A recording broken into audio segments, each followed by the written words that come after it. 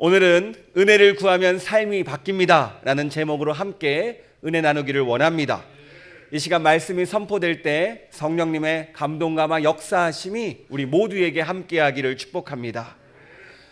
이 시간 스스로에게 한번 질문해 보시기를 바랍니다. 나는 어떤 스타일인가요? 어떤 것을 요청할 일이 생겼습니다. 그런데 상대방이 거절해요. 그렇다면 어떻게 반응하십니까? 저희 집 아이들 2명은요 서로 반응이 다릅니다. 첫째 아들은 거절당하면 말도 못 꺼내고 돌아가요. 잘 살펴보면 구석에서 울고 있습니다. 아빠의 마음은 한 번 더 부탁하고 요청했으면 좋겠는데 안 되더라고요. 둘째 딸은요 거절하면 다시 찾아옵니다. 한 번 더 해달라고 요청하고 못 들은 척도 해달라고 하고 정 안 되면 애교 부리면서 얻어갑니다. 아빠 입장에서는 첫째 아들을 보면요 걱정이 돼요. 왜냐하면 저를 닮았거든요. 여러분들은 어떻습니까? 상대방이 나의 요청을 거절했을 때 어떻게 반응하십니까? 제가 신앙생활을 해보니까 하나님 앞에서는 끊임없이 요청하고 요청해야 되더라고요. 그럴 때 우리는 주님의 은혜를 얻을 수 있기 때문입니다. 여러분, 오늘 우리가 이 자리에 찾아온 이유가 무엇입니까? 예수 그리스도가 우리의 구주입니다라는 고백과 함께 주님이 주시는 은혜를 얻기 위함인 줄 믿습니다. 이 시간 주님을 간절히 찾는 이들에게 주님께서 놀라운 은혜로 역사할 줄 믿습니다. 오늘 본문을 보니까 예수님의 인기가 치솟자 사람들이 예수님을 가만히 두지 않습니다. 갈릴리에서는 예수님과 제자들이 쉴 곳이 없었기에 그래서 예수님은 갈릴리에서 북서쪽 50km 떨어진 두로와 시돈 지방, 그러니까 이방 지역으로 이동하셨어요.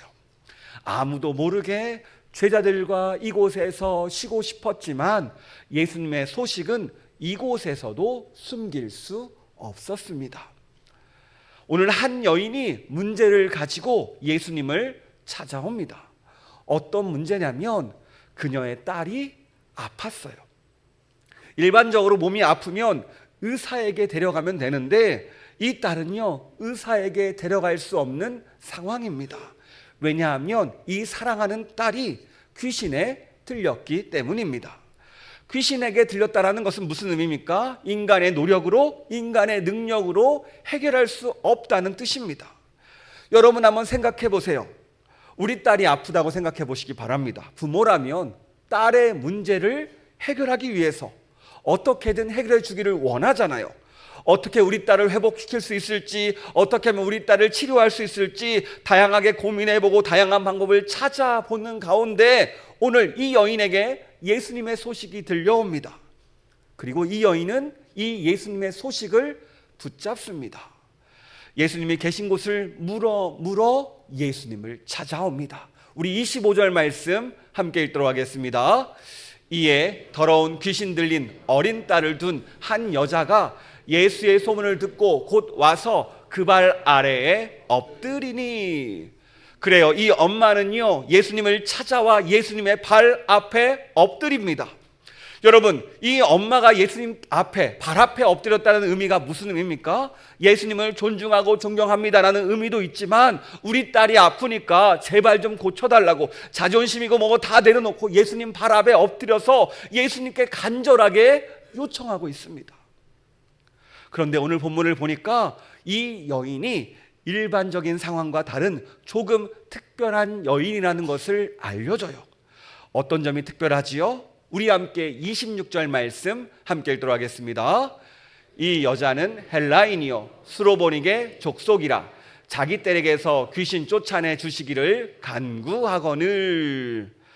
이 여인이 어떤 사람이라고 소개합니까? 헬라인이고 수로보닉의 족속이라고 소개해요. 헬라인, 그러니까 이방인이라는 거죠. 유대인이 아니라는 뜻입니다. 그리고 수로보닉의 족속이라고 이야기해요. 이 말은 고대에 찬란했던 시로 페니키아의 후손이라는 겁니다.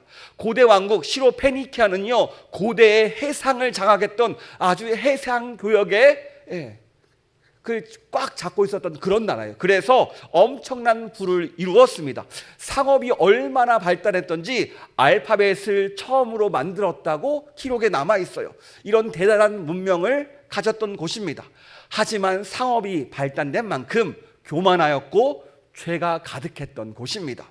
성경의 예언대로 심판받았고 아시리아와 바벨론에게 망했고 예수님 당시에는 로마에 편입된 그런 곳에 살고 있어요. 지금은 레바논에 속해 있습니다. 그래요. 이 여인이 이방 여인이라는 것, 이 점이 특별하지요. 그런데 신분이 이방인일지라도 예수님께 도움을 받을 수 있잖아요. 우리 과거에도 예수님은요, 이전에 로마 백부장의 믿음을 보시고 그의 하인을 고쳐주셨습니다. 또 갈릴리 바다 폭풍을 뚫고 거라사의 광인을 고쳐준 일도 있어요. 이들 모두 이방인들입니다. 그런데 오늘 이방인을 맞이하는 예수님의 태도가 조금 달라요. 우리 27절 말씀 함께 읽도록 하겠습니다. 예수께서 이르시되 자녀로 먼저 배불리 먹게 할지니 자녀의 떡을 취하여 그들에게 던짐이 마땅치 아니하니라. 예수님은요, 이 이방 여인의 요청을 거절합니다. 아니, 말하실 때 좋은 말로 거절해도 되는데 조금 거칠게 거절하신 것 같아요. 그래서 오늘 평행구절 말씀을 찾아봤습니다. 마태복음 15장 20절에서 23절을 세 번역으로 보면요, 이렇게 풀어서 설명합니다. 우리 같이 읽도록 하겠습니다. 마침 가나안 여자 한 사람이 그 지방에서 나와서 외쳐 말하였다. 다윗의 자손이신 주님, 나를 불쌍히 여겨 주십시오. 내 딸이 귀신이 들려 괴로워하고 있습니다. 그러나 예수께서는 한마디도 대답하지 않으셨다. 그때 제자들이 다가와서 예수께 간청하였다. 저 여자가 우리 뒤에서 외치고 있으니 그를 안심시켜서 떠나보내 주십시오. 보세요. 이 여인은 예수님의 발 앞에 엎드려서 간절하게 부르짖고 있어요. 다윗의 자손이신 주님, 나를 불쌍히 여겨 주시옵소서. 내 딸이 귀신에 들려 괴로워하고 있습니다. 주님 좀 도와주세요 라고 요청하지만 예수님의 반응이 어떠세요? 한마디도 대답하지 않으세요. 무심하게 가던 길을 계속 가십니다. 아니, 이 여인이 얼마나 예수님을 간절하게 찾는지 제자들은요, 이 여인이 귀찮게 여겨졌대요. 그래서 제자들은 예수님 그냥 저 여인 빨리 고쳐서 돌려보내 주세요라고 제자들이 요청하는 상황이에요. 그때 예수님이 이 여인에게 이렇게 말씀하는 겁니다. 그때 당시 주식은 떡이 아니라 빵이었죠. 우리 자녀들 유대인들에게는 줄 빵이 있지만 개와 같은 이방인들에게는 줄 빵이 없다. 오늘 본문이죠. 이 상황을 한번 상상해 보세요. 내가 이 여인이라면 어떤 생각이 들까요? 예수님 발 앞에 엎드려서 도와달라고 부탁하는데 예수님은 들은 척도 안 하고 무시하고 지나가세요. 그게 나예요. 아무리 생각해봐도 너무하신 것 아닙니까? 저는 이런 생각이 들더라고요. 왜 이렇게 예수님께서 무심하시지? 어떻게 이럴 수가 있지? 이 생각을 가지고 제 마음속을 들여다보니까 예수님의 말씀과 태도가 계속 걸렸습니다. 어떤 점이 걸렸냐면요, 먼저 예수님께 거절당하는 모습이 불편하더라고요. 여러분, 다른 이들에게 거절당하고 외면당하는 거 싫으시죠? 아니, 누구라도 싫어합니다. 그 누가 좋아하겠어요? 저도 싫어요. 사람이라면 누구나 환영받고 싶고 인정받고 싶습니다. 사람에게 무시당해도 기분이 나쁜데 하물며 예수님에게 거절당해요. 얼마나 기분이 나쁩니까? 예수님은 또 우리 무시해요. 얼마나 마음 상해요. 너무 불편하더라고요. 그리고 두 번째, 이방인을 거절하는 모습이 불편합니다.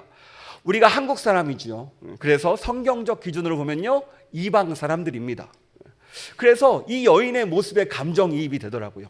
이 여인이 거절당하는 모습이 마치 내가 거절당하는 것 같이 느껴지더라고요. 생각해 보세요. 예수님은요, 바리새인들과 서기관들을 향해서 엄청 세게 이야기하십니다. 이 외식하는 자들이요, 나가서 밥 먹는 게 아니죠. 위선자들이요, 독사의 자식들아, 사탄의 자식들아. 엄청 기분 나쁘죠. 회칠한 무덤 같은 자들아, 껍데기만 치장하는 자들아, 이런 뜻이거든요. 이렇게 엄청 심하게 유대인들을 호통쳤습니다. 그런데 이 말씀을 아무리 읽어도 나에게는요 아무렇지 않아요. 그래, 니들이 나빴어. 나랑 상관이 없어. 그게 예수님의 호통이 마음에 걸리지 않아요. 그런데 오늘 성경상 구분해 보면 나는 이방인이거든요. 지금 혼나는 유대인이 아니기 때문에 신경 쓰잖아요. 하지만 오늘 이 여인이 거절당하는 모습은 마치 내가 거절당하는 것 같이 보여요.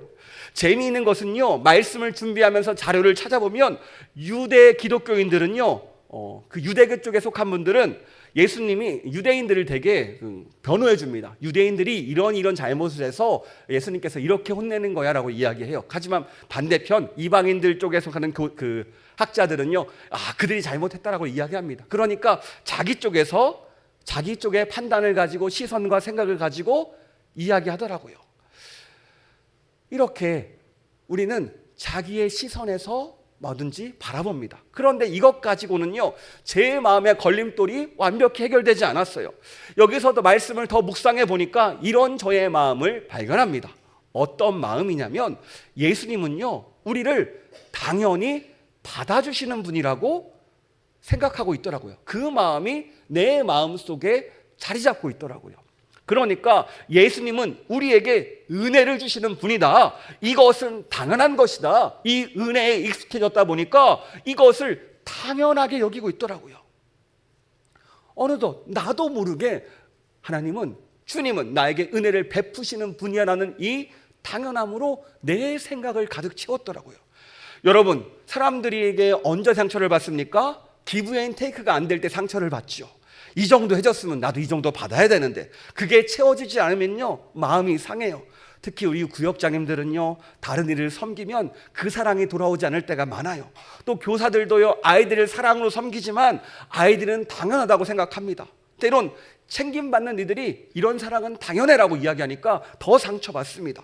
그래서 가끔 불쑥불쑥 화가 찾아와요. 아니, 내가 이 정도 해줬는데 무심하게 대하고 받은 도움도 기억 못하고, 그러면서 화가 나면서 관계가 틀어질 때도 있어요. 또 가정에서도 이런 일이 있죠. 명절이니까 자녀는요 부모를 향해서 이렇게 이야기합니다. 아니, 부모님이라면 사랑하는 자녀에게 이 정도 해줄 수 있지 않아요? 또 부모님 입장에서는 자녀를 향해서 아니, 내가 너를 먹여주고 입혀주고 키워줬는데 자녀라면 부모에게 이 정도 해야 되는 거 아니야? 서로의 기대치를 채워주지 못하고 상처를 주고받습니다. 왜 이런 생각이 들까요? 다른 이유가 아니죠. 나 중심으로 상황을 봐서 그렇습니다. 객관적으로 보시면요, 부모나 자녀나 상황이 안 되면 못 해줍니다. 아무리 사랑해도 안 돼주는 상황이 있어요. 그러니까 이것 때문에 사랑하니 안 하니 말할 필요가 없다는 거예요. 문제는 우리의 시야가 좁아지니까 그 주변 상황이 보이지 않는 거예요. 주변 시야를 넓게 보면 이래서 그렇구나라는 것을 깨닫는데 아직까지 그게 보이지 않는다라는 거예요. 하지만 시야를 넓히면 그 순간 마음이 넓어지면서 상대방의 상황이 살펴집니다. 또 우리의 기대치가 채워지지 않으면 상처를 받죠. 부부 간에, 연인 간에, 가족 간에 내 편을 들어주지 않으면 상처를 받습니다. 저는 딸아이의 마음이 가장 힘듭니다. 내 편이라는 게 쉽지 않아요. 기대하는 바를 채워주지 않으면 울고 삐지고 흥칫뿡. 쉽지 않습니다. 그렇다면 다시 본문으로 들어와서 이 시간 스스로를 향해 질문하기를 원합니다. 내가 이 여인이라면, 아픈 딸을 가진 부모라면 예수님이 나를 도와주는 게 당연한 게 아닐까요? 예수님이라면 여러분 어떻게 생각하세요? 주님이 나에게 은혜를 주시는 것이 당연한 걸까요? 주님이 나를 사랑하는 게 당연한 거예요? 주님이 나를 도와주는 게 당연한 겁니까? 그렇다면 주님이 나를 사랑하는데 내가 아프면 안 되겠네요? 주님이 나를 사랑하는데 내가 슬프고 문제가 생기면 안 되죠. 또 오히려 내가 믿는 주님, 내가 주님 믿는데 세상에서 잘 나가야 되고 무엇인가 이루어야 되는 거 아닙니까? 내가 주님 믿고 사업하는데 투자도 잘 돼야 되고 사업도 잘 돼야 되는 거 아닙니까? 내가 주님 믿는데 항상 좋은 일만 가득해야 되는 거 아닙니까? 예수님을 믿으면 당연한 거 아니에요? 라고 질문할 수 있어요. 제가요 수능을 재수했거든요. 수능 점수가 너무 안 나온 거예요. 그때 하나님을 향해서 하나님 어떻게 이럴 수 있습니까? 저를 도와주셨어야죠. 내가 하나님 이렇게 믿고 하나님 섬겼는데 하나님 미워요. 흥칫뿡하면서 식음을 전폐하고 3일간 방에서 나오지 않았습니다. 얼마나 마음 상했던지. 제가 처음 방에 틀어박힌 적이 있어요. 먹지도 않고 3일간 있었어요. 화가 나가지고 하나님한테 나에게 왜 이럴 수 있냐고. 여러분은 이런 경험 있으십니까? 다들 하늘을 향해서 이렇게 한 번쯤 해보셨겠지요? 저만 그랬습니까? 네. 누구나 한 번쯤 이렇게 생각해 보셨을 거예요. 경험하신 분도 있고요. 지금 우리가 당연함에 대해서 이야기하고 있는데 다시 한번 질문해 보기를 원합니다. 예수님이 나를 위해 이 땅에 오신 것이 당연한가요? 예수님께서 나를 위해 십자가 지시고 죽으신 것이 당연한가요? 우리가 입으로는 아니라고 하지만 우리 마음속을 살펴보니까 예수님의 십자가가 어느 순간 당연하다고 생각하고 있어요. 그러면서 이렇게 얘기합니다. 그래, 나 정도는 구원받을 만한 자격이 있지. 왜 우리가 이렇게 생각하게 되었을까요? 어느 순간 예수님의 사랑이 나에게 당연하다고 생각되었을까요? 왜 이런 당연함의 함정에 빠졌을까요? 이게 바로 우리 인간의 한계라는 겁니다. 우리는 보는 만큼, 들은 만큼 그것을 위해 살아갑니다. 그래서 삶을요, 나 중심으로 해석하고 나 중심으로 바라봅니다. 이 세계 역시 나 중심으로 돈다고 생각하고 있어요. 이게 우리 인간의 모습입니다. 그렇다면 이것을 어떻게 깰 수 있습니까? 바로 이 예배의 자리를 통해서 하나님을 묵상할수록 하나님을 예배할 때, 아, 그래, 세상은 내가 아니라 하나님 중심으로 돌아가는구나. 이때 우리의 생각이 깨진다는 거예요. 그런데 우리의 삶 가운데 하나님을 묵상하는 것이 아니라 나를 묵상하고 나를 바라보고 나 중심으로 생각이 가득하니까 어느 순간 또 나 중심으로 판단하는 거예요. 예수님이라면 당연히 나를 도와주셔야지. 이런 당연함의 생각의 함정에 빠진다라는 겁니다. 성경은요, 나 중심으로 살아가는 것을 죄라고 이야기합니다. 왜요? 나에게 선한 것이 없어요. 원래 인간은 하나님 중심으로 살도록 만들어졌어요. 하지만 인간이 타락한 이후에 하나님이 아니라 나 중심으로 살게 되었습니다. 그런데 문제는 나에게는요, 선한 것이 없어요. 내 마음에 무엇인가 좋은 게 없다라는 거예요. 마가복음 7장 21절 23절을 보면요, 예수님께서 우리를 향해서 이렇게 말씀하십니다. 우리 같이 읽도록 하겠습니다.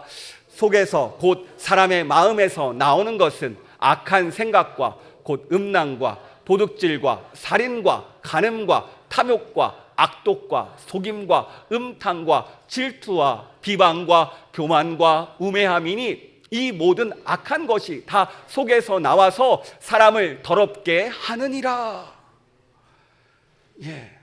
예수님이 말씀하세요. 너희들 마음에 선한 게 하나도 없어. 너희들 속에는 원래 악한 것밖에 들어있지 않아. 악한 생각밖에 없어. 이게 우리의 본질입니다. 예수님께서 알려주시잖아요. 이런 나의 악한 마음, 악한 생각, 악한 나의 삶을 주님께서 아시는데 주님은 내가 뭐가 예뻐서 은혜를 베풀어 주실까요? 솔직히 주님은요, 나에게 은혜를 베풀어 줄 이유가 없습니다. 내가 무엇을 잘해서, 내가 무엇을 드려서, 내가 무엇으로 주님을 기쁘게 해드려서 주님께 그것을 얻을 수 있을까요? 우리가 가진 것으로는 주님을 만족시켜 드릴 수가 없습니다. 그래서 성경은요, 구원을 이렇게 이야기합니다. 우리 에베소서 2장 8절과 9절 말씀 함께 읽도록 하겠습니다. 너희는 그 은혜에 의하여 믿음으로 말미암아 구원을 받았으니 이것은 너희에게서 난 것이 아니요 하나님의 선물이라. 행위에서 난 것이 아니니 이는 누구든지 자랑하지 못하게 함이라. 아멘. 그렇습니다. 여러분, 구원이 무엇입니까? 구원은 너희에게서 난 것이 아니에요. 너희의 행위의 자랑도 아닙니다. 오직 하나님의 선물입니다. 너희가 예뻐서 주는 게 아니야. 그냥 내가 너희를 사랑하기에 선물로 주는 거야. 이게 바로 선물이라는 거예요. 이렇게 보니까 우리가 그동안 착각하고 있었지요. 주님이 주시는 은혜는 당연하지 않다라는 겁니다. 주님이 주시는 구원도 선물이고 주님이 주시는 은혜도 선물이라는 거예요. 주님이 주셔야 우리가 받을 수 있는 겁니다. 수로보니게 여인은요, 자신의 위치와 자신의 상황을 너무나 잘 알고 있었습니다. 그래서 이 당연함의 함정에 빠지지 않아요. 오늘 수로보니게 여인이 예수님을 찾아갔습니다. 그런데 이 여인은 예수님의 반응을 어느 정도 예상했어요. 왜냐하면 정통 유대인들, 랍비라고 부르는 이들은 대부분 이방인들을 무시했기 때문입니다. 마치 개처럼 여겼어요. 이방인들의 동네에서 돌아가서 예루살렘 들어갈 때는 발에 있는 먼지도 털고 들어갔어요. 얼마나 상대방을 무시했겠습니까? 그런데 이 여인은요, 이러한 것들을 너무나 잘 알고 있었습니다. 그럼에도 불구하고 예수님을 찾아간 거예요. 예수님을 찾아갔더니 예상대로 이 여인의 부탁을 거절합니다. 예상대로의 태도를 보여줬어요. 하지만 이 예수님께서 당연히 거절하시는 그 모습을 어떻게 합니까? 이 여인은 뛰어넘어요. 그래, 당연히 거절하겠지만 그럼에도 불구하고 나는 예수님을 붙잡아야 된다. 그래요, 예수님, 내가 유대인의 모습을 압니다. 이런 모습 너무나 잘 알아요. 나를 거절할 것도 압니다. 하지만 내가 예수님의 발 앞에 무릎 꿇고 도움을 요청하는 거 끝까지 포기하지 않고 도움을 요청하는 이유가 무엇입니까? 예수님이 아니면 안 되기 때문에, 예수님의 도움이 필요하기 때문에 끝까지 물고 늘어지는 거라는 거예요. 믿음이란 무엇입니까? 주님을 끝까지 물고 늘어지는 거예요. 왜요? 주님을 믿으니까요. 이 여인에게는요, 다른 방법이 없었습니다. 예수님 아니면 안 됐어요. 그래서 이 여인은 그 당연함, 예수님께서 거절할 것을 아는 그 당연함, 당시 사회적으로, 관념적으로, 통념적으로 이방인들에게 무시당했던 그것을 뛰어넘어서 예수님 앞에 나아간 겁니다. 그런데 이 당연함을 뛰어넘으니까 무엇이 임해요? 은혜가 임한다는 거예요. 여러분, 혹시 이 시간 가운데 내가 가지고 있는 당연함이 있으십니까? 그래, 주님이라면 이렇게 해주셔야지 라는 생각을 내려놓는 시간 되기를 축복합니다. 이것을 내려놓고 주님 앞에 나아가면요, 우리가 은혜를 얻는다니까요. 은혜는 주님이 베풀어 주시는 거예요. 주도권이 주님에게 있어요. 나에게 있는 게 아닙니다. 주님이 주셔야 받을 수 있는 거예요. 여러분, 그래서 설교학 세미나도 보면요, 설교를 아무리 준비를 잘해도, 아무리 멋진 글을 써도 그 안에서 성령님이 역사하지 않으면 은혜가 안 되는 거예요. 그래서 항상 마지막에 이야기합니다. 기도하십시오. 기도 안 하면 은혜가 없습니다. 마찬가지예요. 우리가 당연함을 내어놓고 주 앞에 나아갔을 때 주님은 우리에게 은혜로 응답하십니다. 우리가 당연함을 주님 앞에 내려놓았다면 그 다음에 해야 될 게 있어요. 무엇이냐면, 따라해볼까요? 은혜를 구해야 된다. 은혜를 구하는데 아무에게 은혜를 구하는 게 아닙니다. 세상 가서 구하는 게 아니에요. 다른 사람을 찾는 게 아니에요. 나에게 잘해주는 사람, 무엇인가 나를 먹을 것을 주는 사람에게 해주는 게 아닙니다. 우리는 두 가지를 기억해야 돼요. 어떤 겁니까? 은혜는 예수님께 구하는 거예요. 바로 방향성입니다. 이 여인은요, 예수님의 소식을 들었습니다. 그래서 예수님을 찾았고 예수님을 향해서 소리 지르면서 도와달라고 요청했어요. 그래요, 이 여인은 예수님만 바라보고 예수님만 따라갔습니다. 그래서 은혜를 얻은 거예요. 그래요, 우리에게 말합니다. 성경은 말하지요. 구원은 오직 예수 그리스도밖에 없습니다. 은혜는요, 오직 예수님 외에는 얻을 데가 없다라는 거예요. 그래서 오늘 이 여인은 예수님을 처음부터 끝까지 바라봤기 때문에 은혜를 얻을 수 있었습니다. 우리도 마찬가지예요. 이 예배 시간 예수님만 바라보기를 축복합니다. 내 상황 어려운 거 있어요. 내 문제 있어요. 하지만 일단 내려놓고 이 시간 예수님을 바라보고 예수의 말씀에 귀를 기울이고 예수님께서 내 삶 가운데 역사해달라는 마음으로 찾아갔을 때 주님이 응답할 줄 믿습니다. 그리고 두 번째, 은혜는요, 말씀을 붙잡고 구하는 겁니다. 따라해볼까요? 은혜는 말씀 붙잡고 구하는 거다. 예수님께서 이 여인에게 어떻게 말씀하셨는지 27절 말씀 함께 읽도록 하겠습니다. 예수께서 이르시되 자녀로 먼저 배불리 먹게 할지니 자녀의 떡을 취하여 개들에게 던짐이 마땅치 아니하리니 하리라. 예. 우리 27절 말씀을 읽었지요. 어떤 문장에 시선이 가십니까? 잠깐 화면 한번 보여주시겠어요? 예. 방금 봤던 거. 저는요, 저 빨간 글씨가 먼저 눈에 띄더라고요. 개들에게 던짐이 마땅치 아니하니라. 당시 유대인들도 개 베이비라는 욕을 사용했다고 합니다. 우리는 개라는 단어에 집중해서 예수님의 말을 보면은 좀 그래요. 아니, 유대인의 메시아가 뭐 이래, 말이 좀 험한 것 같은데 아마 화내면서 집으로 돌아갔을 거예요. 그런데 이 여인은요, 이 뒤쪽에 집중한 게 아니에요. 어떤 단어일까요? 저 파란색 먼저라는 단어에 집중했습니다. 이 원어로는 프로톤인데요, 이것의 원형은 프로토스입니다. 처음, 먼저, 첫 번째라는 뜻이 있어요. 그러니까 이 단어는요, 여지를 남겨두는 단어입니다. 여러분, 첫 번째가 있으면 그 다음 번째가 있겠죠. 두 번째, 세 번째가 있다는 거예요. 이게 끝이 아니라는 겁니다. 이 여인은 이 먼저라는 단어를 붙잡아요. 그래, 먼저라면 나는 다음이 있잖아. 이 단어를 붙잡고 예수님께 계속 요청을 하는 겁니다. 여러분, 우리는 어떤 말씀을 붙잡고 삽니까? 우리는 세상의 말이 많이 들려와요. 또 세상의 판단과 세상의 기준과 세상의 가치가 많이들 들려옵니다. 이게 세상은 우리를 끊임없이 그것들을 유혹을 해요. 하지만 말씀은요, 우리를 다시 한번 일으켜 세웁니다. 말씀은 생명이기 때문에 오늘 본문에 나온 떡이 뭐냐면, 빵이 뭐냐면 복음을 이야기하거든요. 여러분, 복음이 무엇입니까? 예수 그리스도를 내 인생의 주인으로 믿는 걸 이야기해요. 예수님을 믿으면 어떻게 됩니까? 예수님이 나를 다스리십니다. 주님이 나를 다스리시니까 나를 힘들게 하는 어둠이 떠납니다. 주님이 나를 다스리니까 나를 아프게 하던 어두운 영이 떠나요. 주님이 나를 다스리시니까 내 영혼은 회복되고, 주님이 나를 다스리시니까 내 육신이 회복됩니다. 이렇게 복음은 오늘도 살아서 역사하시고 내 삶의 주인이 누구인지, 어떤 말을 들어야 되는지, 누구를 따라가야 되는지 알려주세요. 오늘 이 예배를 통해서 우리를 살려내시고 우리의 삶을 변화시킨다니까요. 오늘 이 여인에게 복음이 있었습니다. 무엇입니까? 먼저라는 단어예요. 누구에게나 기회가 있다는 거예요. 이 먼저라는 단어를 붙잡으니까 이 여인은 무너지지 않아요. 가능성을 봤다는 거예요. 아, 그래, 일반적으로는 안 되지만 그래, 그 다음 차례가 있어. 이 가능성이 있어. 이것을 이곳에서 발견합니다. 우리도요, 이 예배의 자리 가운데 복음의 말씀을 통해서, 생명의 말씀을 통해서 이 시간, 그 은혜를 붙잡는 시간 되기를 축복합니다. 그리고 이 여인은요, 예수님의 언어 개라는 단어에 당황하지 않습니다. 오히려 이 단어를 받아칩니다. 우리 28절 말씀 함께 읽도록 하겠습니다. 여자가 대답하여 이르되 주여 올소이다마는 상 아래 개들도 아이들이 먹던 부스러기를 먹나이다. 먼저 이 여인은요, 예수님의 말씀을 인정하며 나아갑니다. 주님 옳은 말씀입니다. 복음은요, 유대인들에게 먼저 뿌려져야 됩니다. 주님의 말씀이 맞습니다. 그저 주님의 뜻이니까 그렇게 하는 게 맞습니다. 저도 알고 있는데요. 그런데 집에서 기르던 강아지는요, 음식 먹을 때 떨어지는, 그 식탁 밑에 떨어지는 음식을 먹기도 하잖아요. 저는 그 부스러기 음식처럼 그 작은 은혜, 이거 하나 원합니다 라고 이야기하는 거예요.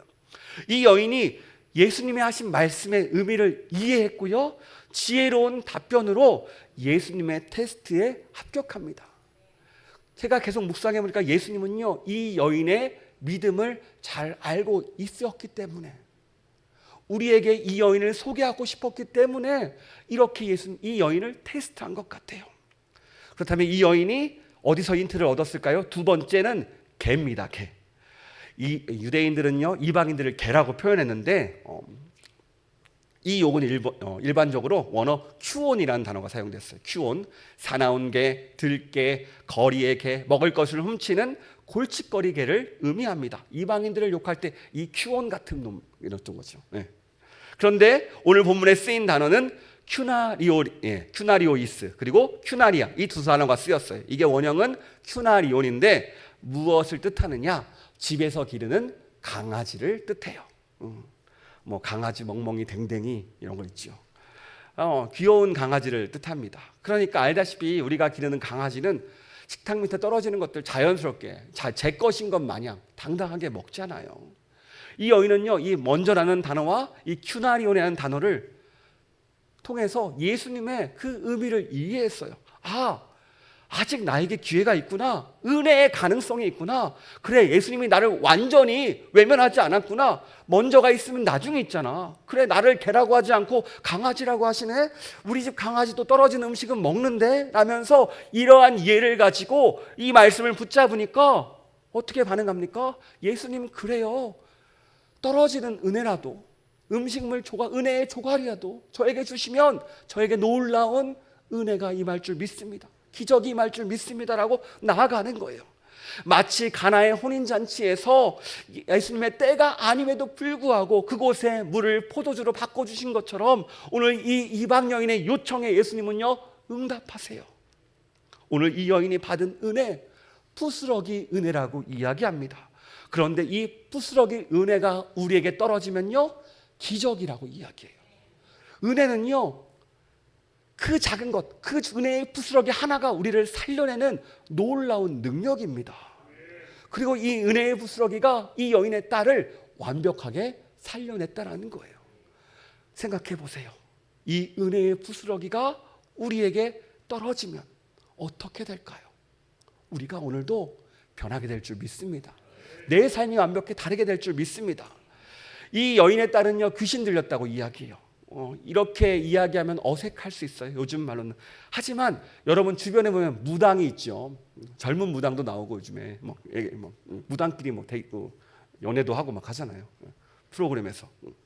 그래요. 이 귀신 들림 사건은요, 인간의 능력을 벗어나는 문제를 통칭합니다. 그러니까 쉽게 얘기해서 우리가 해결하지 못하는 문제를, 모든 것을 포함하는 거예요. 이런 것들은 어떻게 해결합니까?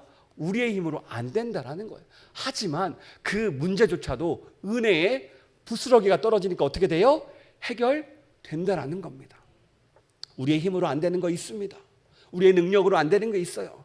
분명히 있습니다. 우리 살다 보면 다 막히고 힘들고 막막할 때가 많아요. 하지만 그럴 때 우리가 어떻게 해야 되냐? 오늘 이 여인의 모습이 생각나기를 축복합니다. 은혜의 부스러기, 이것을 구했을 뿐이라는 거예요. 한번 나를 거절했다고 실망하지 않습니다. 주님께서 나를 외면했다고 넘어지지 않습니다. 이 여인은 예수님 붙잡았고 말씀 붙잡고 끝까지 따라갔어요. 그랬더니 어떻게 합니까? 예수님이 이 여인을 칭찬해요. 저자 마가는요, 이 여인의 믿음을 우리에게 소개시켜주고 싶었습니다. 이 여인의 믿음이 어땠는지, 그녀의 지혜가 어땠는지, 말씀을 붙잡고 어떤 일을 경험했는지, 그 간절함이 어떤 결과를 낳았는지 우리에게 알려주기를 원했어요. 그래서 오늘 이 마가복음 말씀에 포함시켰습니다. 그리고 평행구절 마태복음을 보니까요, 예수님께서 이 여인을 칭찬하십니다. 우리 마태복음 15장 28절 말씀 함께 읽도록 하겠습니다. 이에 예수께서 대답하여 이르시되 여자여, 내 믿음이 크도다. 내 소원대로 되리라 하시니 그때로부터 그의 딸이 나으니라. 아멘. 예수님께서 뭐라고 칭찬하십니까? 여자여, 내 믿음이 크도다. 믿음이란 무엇입니까? 예수님을 붙잡는 거예요. 믿음의, 우리의 삶을 변화시킬 수 있는 분, 우리를 도와줄 수 있는 예수님이라는 가능성을 믿고 나가는 게 믿음이라는 것을 우리에게 알려주고 있습니다. 오늘 이 여인은요, 예수님이 말씀해 주시는 이 가능성, 먼저라는 말에 집중을 하였고 상황과 환경이 아니라 예수님의 말씀을 붙들었습니다. 이 여인은 이 은혜의 가능성을 붙잡고 주님이 주시는 은혜의 부스러기라도 얻기를 구했더니 주님은요, 이 여인을 칭찬하시며 그녀에게 은혜를 허락하십니다. 오늘 말씀은 예수님께서 우리에게 무엇을 알려주기 원하셨을까요? 은혜는 당연한 것이 아니라는 거예요. 은혜는 주님이 주시는 겁니다. 주님께 달려 있어요.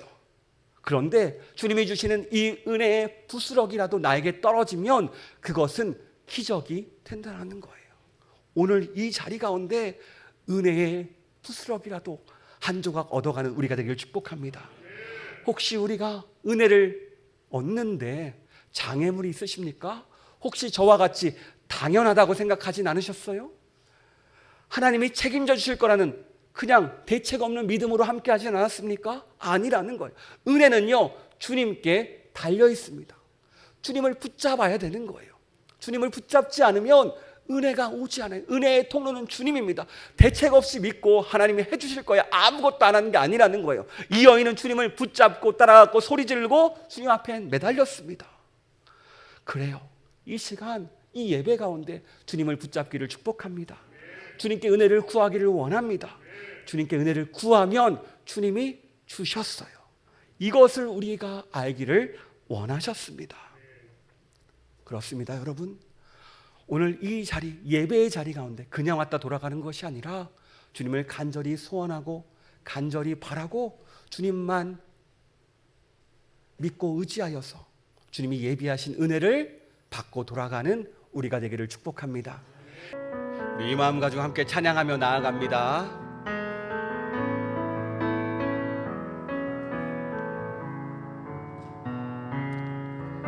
내가 누려왔던 모든 것들이, 내가 지나왔던 모든 시간이, 내가 걸어왔던 모든 순간이 당연한 것 아니라 은혜였소. 아침 해가 뜨고 저녁에 노을, 봄의 꽃향기와 가을의 열매, 변하는 계절의 모든 순간이 당연한 것 아니라 은혜였소. 모든 것이 은혜,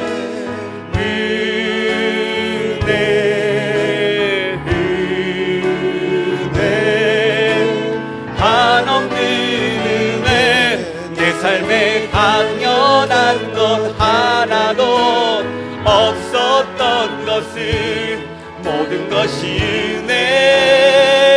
은혜였소. 2절입니다. 내가 이 땅에 태어나 사는 것, 어린아이 시절과 지금까지 숨을 쉬며 살며 꿈을 꾸는 삶, 당연한 것 아니라 은혜였소. 내가 하나님의 자녀로 살며,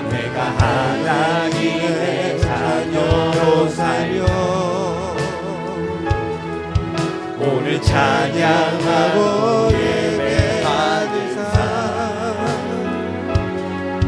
복음을 전할 수 있는 축복이 당연한 것 아니라 은혜였소. 모든 것이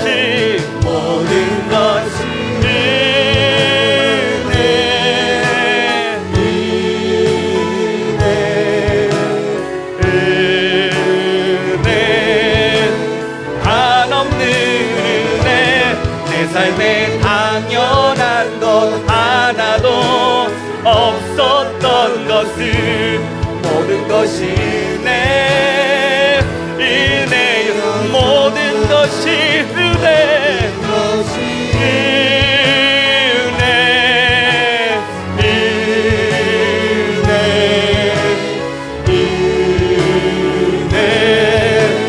한없는 은혜. 내 삶에 당연한 것 하나도 없었던 것을, 모든 것이 은혜였소. 이 시간 같이 기도하기를 원합니다. 그렇습니다. 모든 것이 주님의 은혜였고 주님이 주신 것입니다. 아버지, 시간 다시 고백하며 나아갑니다. 당연하지 않습니다. 하지만 우리가 은혜를 구할 때 주님 우리를 채워주시고 도와는 주십니다. 아버지, 한 주간 살 때 우리의 힘으로 사는 것이 아니라, 우리의 상황과 환경을 바라보는 것이 아니라 주를 바라보고 주의 은혜 가운데 거하게 해달라고, 우리가 또 가정 가운데 또 고향으로 돌아가는 모든 발걸음, 돌아오는 길 주님께 함께 해서 은혜를 누리고 은혜를 나누게 해달라고, 그곳에서 주님이 함께 해달라고 이 시간 날 주님의 이름 3번 부르고 같이 기도하도록 하겠습니다. 주여, 주여.